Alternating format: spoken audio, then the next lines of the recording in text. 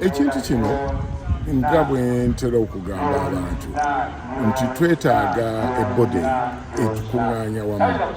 Bode zino ze tulina eziri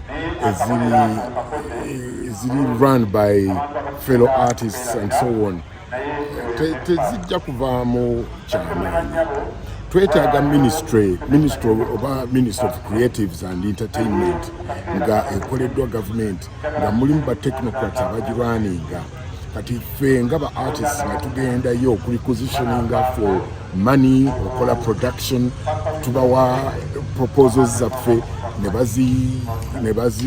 budget ne bayoka bagisanctioninga and so on. Naye zino sente ze bakwata nti baziwadde gundi, I mean, it is understandable. Fenna tulina ebizibu byaffe as individuals.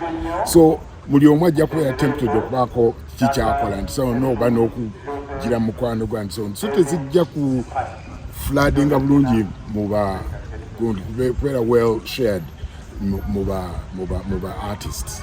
So that is still the problem. We need a Ministry of Creative and Entertainment and budgeting. Wherever we call a budget, bayina sentes basala. I mean, locating for that ministry. Kati ministry yo kati nebanga buli wabakola ibintu ebyetagisa. I mean, proposals zetukoze artist gundi ayagala kola ki and jagala kola show ne gundi. Ati government kyetamanyi nti ate ojja kubanga efunamu ne revenue mungi nnyo because ejja kuyamba ne quality ya production because omuntu akola kakati production nga teyeraliikirira nti sente zinaavaawa oba nakola kintu because abakoze budget government eziwaddeyo kakati bantu kujja times weboogera serebu balowooza the immediate gondis muyimbi. Yeah, that is it is nature of late mu.com. First of all olwokuba nti social media yajja kati omuntu omuyimbi akozesa ka production ke akateeka ku social media kajja kutwala about just 3-4 minutes. Awo data si mungi nyagenda. Baffe aba drama tulina okuteekako something for about 45 minutes. Omuntu kati oyo data yenna. So people muli omu wabodo waki ayangwira okuwulira akulaba ennyimba and so on. That is one.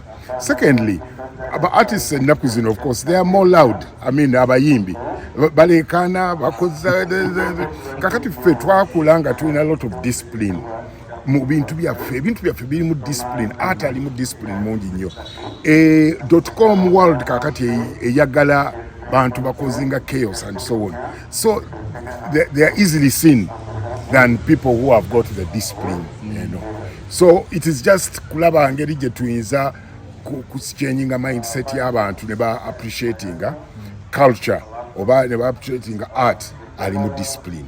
Okwekola munaffe omulimu tubeere loud but in a disciplined way.